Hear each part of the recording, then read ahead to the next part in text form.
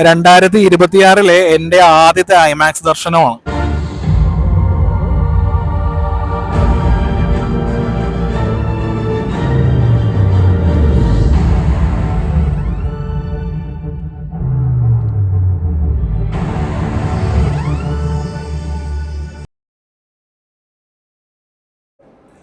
Mercy IMAX 3D 2026 ആദ്യത്തെ IMAX and IMAX 3D സിനിമയാണ്.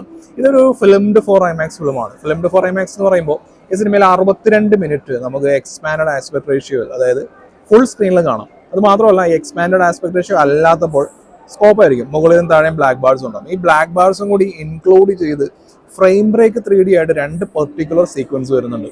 ഇത് ഭയങ്കര വിസിബിൾ ആയിട്ടുള്ള രീതിയിലൊന്നും അല്ല, ദേവൊന്നും ഇതാ പോയി ആ രീതിയിലാണ്. ഈ 2 കാര്യങ്ങളാണ്, അതായത് എക്സ്പാൻഡഡ് ആസ്പെക്ട് റേഷ്യോയിൽ നമുക്ക് ഈ ഫിലിം കാണാം, പിന്നെ ഫ്രെയിം ബ്രേക്ക് 3D ആണ് പടത്തിനുള്ളത്.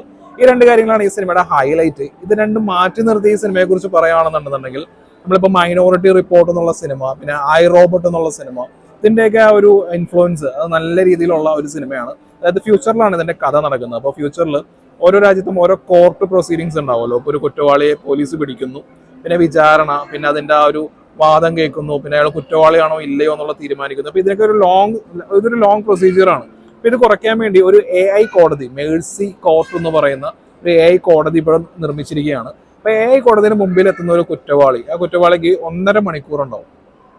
ഈ 1.5 മണിക്കൂറിനുള്ളിൽ അയാൾ നിരപരാധിയാണോ അല്ലയോ എന്ന് തെളിയിച്ചിട്ടില്ലെന്നുണ്ടെങ്കിൽ അതിന്റെ എക്സിക്യൂഷൻ ആ രീതിയിലാണ് പോകുന്നത്.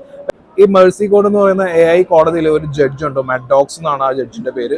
റെബേക്ക ഫെർഗ്യൂസൺ ആണ് ഈ ക്യാരക്ടർ ചെയ്തിരിക്കുന്നത്. ഒരു AI ആയതുകൊണ്ട് തന്നെ ആ ഫേഷ്യൽ എക്സ്പ്രഷൻസും കാര്യങ്ങളൊക്കെ ആ രീതിയിൽ വേണം നൽകാൻ. പുള്ളിക്കാരുടെ ഗംഭീര പെർഫോമൻസ് ആയിരുന്നു. പുള്ളിക്കാരുടെ മുമ്പിൽ എത്തുന്ന കുറ്റവാളിയായിട്ട് ക്രിസ് പ്രാട്ട് ആണ് വരുന്നത്. അപ്പോൾ ക്രിസ് പ്രാട്ടിന്റെ ഇവർ രണ്ടുപേരാണ് ഇതിനകത്ത് മെയിൻ ആയിട്ടുള്ളത്.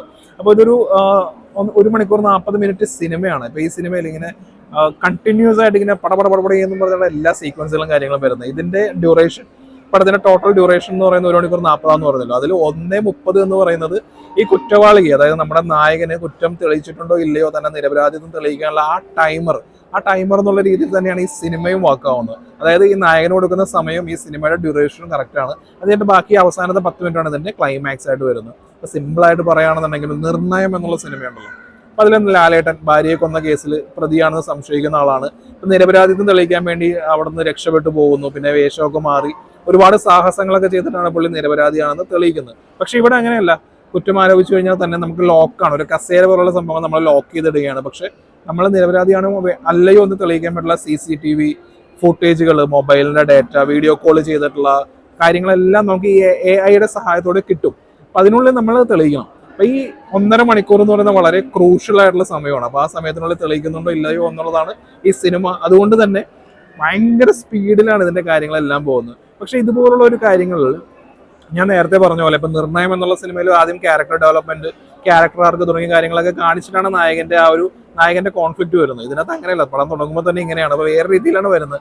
അപ്പൊ ഈ ക്രിസ് പ്രാറ്റിന്റെ ക്യാരക്ടറിനോട് നമുക്ക് യാതൊരുവിധ ആ ഒരു ഇമോഷണൽ കണക്റ്റും കാര്യങ്ങളൊന്നും ഇല്ലാത്തതുകൊണ്ട് തന്നെ പുള്ളി നിരപരാധിയാണോ അല്ലയോ, പിന്നെ ഒരു എല്ലാം ഗ്രേ ക്യാരക്ടേഴ്സ് ആണ്. ഇതൊരു പുള്ളി ഒരു ആന്റി ഹീറോ ആണോ അല്ല, ആ രീതിയിലൊക്കെയാണ് ഇതിന്റെ ഇത് പോകുന്നത്. പക്ഷെ ഇങ്ങനെ നമ്മൾ എൻഗേജിങ് ആണ്. ഇങ്ങനെ സീക്വൻസുകൾ ഇങ്ങനെ ഒന്നിന് പുറകെ ഒന്നായിട്ട് കുറെ വരും. പിന്നെ ഫ്യൂച്ചർ ആവുന്നരുത്, ഫ്യൂച്ചറിലുള്ള കുറെ കാര്യങ്ങളൊക്കെ നമ്മളിങ്ങനെ കോടതി സീക്വൻസും കാര്യങ്ങളും ഒക്കെ ഈ രീതിയിലാണല്ലോ, ആ രീതിയിലുള്ള കുറച്ച് ഫാസിനേറ്റിംഗ് ആയിട്ടുള്ള കാര്യങ്ങളൊക്കെ ഉണ്ട് ഈ പടത്തില്.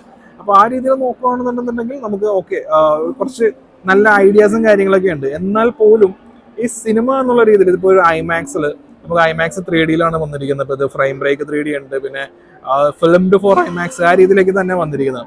നമ്മളിപ്പോൾ ഐമാക്സിന്റെ ടിക്കറ്റ് റേറ്റ് നമുക്കറിയാം. അപ്പൊ ഞങ്ങളൊക്കെ ഒരു ഓഫറിലാണ് ഡിസ്ട്രിക്ട് പാസ് എന്ന് പറഞ്ഞാൽ. ഞാൻ ഓൾറെഡി ഡിസ്ട്രിക്ട് പാസ് എന്താണെന്നും എങ്ങനെയാണ് ഉപയോഗിക്കേണ്ടതെന്നും തുടങ്ങിയ കാര്യങ്ങളെല്ലാം ഡീറ്റെയിൽ ആയിട്ട് തന്നെ ഇതിനകത്ത് ഇട്ടിട്ടുണ്ട്. ഈ വീഡിയോ കാണാം. അപ്പൊ ഡിസ്ട്രിക്ട് പാസ് ഉപയോഗിച്ച് ഒരു ഓഫറിൽ കണ്ടതുകൊണ്ട് ഓക്കെ ഫൈൻ എന്നുള്ള രീതിയിലാണ് പോകുന്നത്. ഈ സിനിമ കണ്ടു കഴിഞ്ഞ് ഇറങ്ങുമ്പോൾ ശരിക്കും പറഞ്ഞിട്ടുണ്ടെങ്കിൽ ഐമാക്സ് പോലെ ഒരു വലിയ ടിക്കറ്റ് റേറ്റ് കൊടുത്തിട്ട് കാണേണ്ട സിനിമയാണോ എന്നുള്ളൊരു ഡൗട്ട് ഓൾറെഡി വരും. കാരണം 3D ഐമാക്സ് 3D എന്ന് പറയുമ്പോൾ ഓക്കെ, അത് ഡെപ്തും കാര്യങ്ങളൊക്കെ ഉണ്ട്. എന്നാൽ പോലും കുറച്ചൊരു എക്സ്ട്രാ ഓർഡിനറി എന്തെങ്കിലും സംതിങ് സ്പെഷ്യൽ ആ ഒരു 3D ഉണ്ടോ എന്ന് വെച്ചിട്ടുണ്ടെങ്കിൽ അതില്ല. പിന്നെ ഈ സിനിമയുടെ പ്രിമിസ്, പിന്നെ അതിന്റെ എൻഗേജിങ് ഫാക്ടർ തുടങ്ങിയ കാര്യങ്ങളൊക്കെ ആണെന്നുണ്ടെങ്കിൽ നല്ല സ്പീഡിൽ പോകുന്നുണ്ട്. പക്ഷേ ഇതിന്റെ ആ ഒരു ഇൻവെസ്റ്റിഗേഷൻ പാർട്ട് ഉണ്ടല്ലോ, അതായത് എൻഗേജിങ് ആയി പോകുന്നുണ്ടെങ്കിൽ പോലും ഓക്കെ, ഇതെന്താണ് അടുത്തത്, ഈ നായകൻ രക്ഷപ്പെടണമെന്നോ അല്ലെങ്കിൽ എന്തുകൊണ്ട് ഇങ്ങനെ സംഭവിച്ചു എന്നോ തുടങ്ങിയ കാര്യങ്ങളൊന്നുമില്ല. പിന്നെ അതിന്റെ ഫൈനൽ ആക്ട് എന്ന് പറയുന്നത് ആരാണ് പ്രതി, നായകൻ നിരപരാധിയാണോ തുടങ്ങിയ കാര്യങ്ങളൊക്കെയാണ്. അതൊന്നും അത്ര ത്രില്ലിംഗ് ആയിട്ടുള്ള സംഭവങ്ങളൊന്നും അല്ല വരുന്നത്. ഇതിനകത്ത് 2 സസ്പെൻസ് ഉണ്ട്. അതിനകത്ത് ഒന്ന് സിമ്പിളായിട്ട് ഊഹിക്കാൻ പറ്റുന്നതാണ്. അപ്പോൾ നമുക്ക് ഇതൊക്കെ ഊഹിക്കാൻ പറ്റുമെന്ന് അവർക്ക് അറിയാവുന്നതുകൊണ്ടാണെന്ന് തോന്നുന്നു വേറൊരു സസ്പെൻസും കൂടി കൊടുത്തിട്ടുണ്ട്. അപ്പം അത് ഒരു അൺഎക്സ്പെക്റ്റഡ് എന്നുള്ള രീതിയിൽ തന്നെയാണ് വരുന്നത്. എന്നാൽ പോലും ഈ സംഭവങ്ങളൊക്കെ ഉണ്ടെങ്കിൽ പോലും നമുക്ക് ഇത് തിയേറ്ററിൽ നിന്ന് കണ്ടു കഴിഞ്ഞ് ഇറങ്ങുമ്പോൾ ഇത് ശരിക്കും തിയേറ്ററിൽ വന്ന് കാണേണ്ട സിനിമയായിരുന്നു. നമുക്ക് ജസ്റ്റ് ഒരു OTT കണ്ടാൽ പോരെ എന്നുള്ള രീതിയിലാണ് ആ ഒരു ഫീലാണ് എനിക്കുണ്ടായിരുന്നത് സത്യത്തിൽ. അപ്പോൾ എനിക്ക് കിട്ടിയ 2 എക്സ്പീരിയൻസ്, ഒന്ന് ഐമാക്സിൽ ഫിലിംഡ് ഫോർ ഐമാക്സ് ആയതുകൊണ്ട് തന്നെ എക്സ്പാൻഡ് ആസ്പെക്ട് റേഷ്യോയിൽ കാണാൻ രസമുണ്ടായിരുന്നു. പിന്നെ ഫ്രെയിം ബ്രേക്ക് 3D അല്ല, ഒന്നും ഞാൻ ശ്രദ്ധിച്ചില്ല. ഇങ്ങനെ ഒരു സംഭവം ഉണ്ടെന്ന് കൂടെയുള്ള കൂട്ടുകാരൻ രാഹുൽ പറഞ്ഞതുകൊണ്ട് മാത്രമാണ് ആ ഫ്രെയിം ബ്രേക്ക് 3D. അതാണെന്നുണ്ടെങ്കിൽ ഇങ്ങനെ നമുക്ക് നല്ല രീതിയിൽ എൻജോയ് ചെയ്യാൻ പറ്റുന്ന രീതിയിലല്ല, വന്നു പോയി ആ രീതിയിലാണ് പോകുന്നത്. അപ്പം അങ്ങനെ മൊത്തത്തിൽ നോക്കുകയാണെന്നുണ്ടെങ്കിൽ നമുക്ക് കിട്ടുന്ന എക്സ്പീരിയൻസ്, ഐമാക്സിലാണ് നിങ്ങൾ കാണുന്നതെന്നുണ്ടെങ്കിൽ ഐമാക്സ് എക്സ്പീരിയൻസ് ഉള്ളതുകൊണ്ട് നിങ്ങൾക്ക് മേ ബി ഒരു എബോ ആവറേജ് ആ ലെവലിൽ ഒരു എക്സ്പീരിയൻസ് ലഭിച്ചേക്കാം. അതല്ലാന്നുണ്ടെന്നുണ്ടെങ്കിൽ ഇതെല്ലാം OTT കാണുമ്പോൾ ജസ്റ്റ് ടൈം പാസിന് വേണ്ടി കാണാൻ പറ്റുന്ന പടം ആ രീതിയിലൊക്കെ, ഒരു ബോട്ടിൽ ഫിലിം എന്നൊക്കെ പോലെ ഒരു ഒറ്റ ലൊക്കേഷനാണ്, ആ ലൊക്കേഷനിലുള്ള തന്നെ AI തുടങ്ങിയ കാര്യങ്ങളൊക്കെയാണ്. അതിനകത്ത് ഈ ഫ്യൂച്ചറിൽ കുറെ സംഭവങ്ങളുണ്ട്. ഫ്യൂച്ചറിൽ പോലീസ് ഈ രീതിയിലേക്ക് ആയിരിക്കും പ്രവർത്തിക്കുന്നത്. അങ്ങനെ കുറച്ച് ഫാസിനേറ്റിംഗ് ആയിട്ടുള്ള ഒരു വാവ് എന്നൊക്കെ പറയാൻ പറ്റുന്ന കുറച്ച് സീക്വൻസുകൾ ഉണ്ട് എന്നല്ലാതെ വേറെ കാര്യമായിട്ട് ഒന്നും മേഴ്സി എന്ന് പറയുന്ന ഈ സിനിമ ഓഫർ ചെയ്യുന്നില്ല. അതാണ് അതിന്റെ യാഥാർത്ഥ്യം. അപ്പോൾ തിയേറ്ററിൽ കാണേണ്ട പണമാണോ അല്ലയോ എന്നുള്ളൊരു സംശയം വരും. ആ സംശയം ഈ സിനിമയുടെ കാര്യത്തിൽ വരാൻ പാടില്ലല്ലോ. പിന്നെ ഐമാക്സ് എന്നുള്ളൊരു എക്സ്പീരിയൻസ് അതിനു വേണ്ടി കാണാൻ മാത്രമേ ഉള്ളൂ. അതും വലിയ ടിക്കറ്റ് റേറ്റ് കൊടുക്കുകയാണെന്നുണ്ടെങ്കിൽ നഷ്ടമാണെന്ന് ഞാൻ പറയുള്ളൂ. ഇതുപോലുള്ള ഓഫേഴ്സും കാര്യങ്ങളൊക്കെ ഉപയോഗിക്കുകയാണെന്നുണ്ടെങ്കിൽ നിങ്ങൾക്ക് ആ ഒരു തരക്കേടില്ലാത്ത ഒരു എക്സ്പീരിയൻസ് കിട്ടും. ഓക്കെ, റിവ്യൂ എല്ലാം കഴിഞ്ഞു. ഇനി കുറച്ച് മണി സേവിംഗ് ടിപ്സ് ഞാൻ പറഞ്ഞുതരാം. മൂവി ഓഫേഴ്സിനെ കുറിച്ച് ഡീറ്റെയിൽ ആയിട്ട് ഞാനൊരു വീഡിയോ ഓൾറെഡി അപ്ലോഡ് ചെയ്തിട്ടുണ്ട്.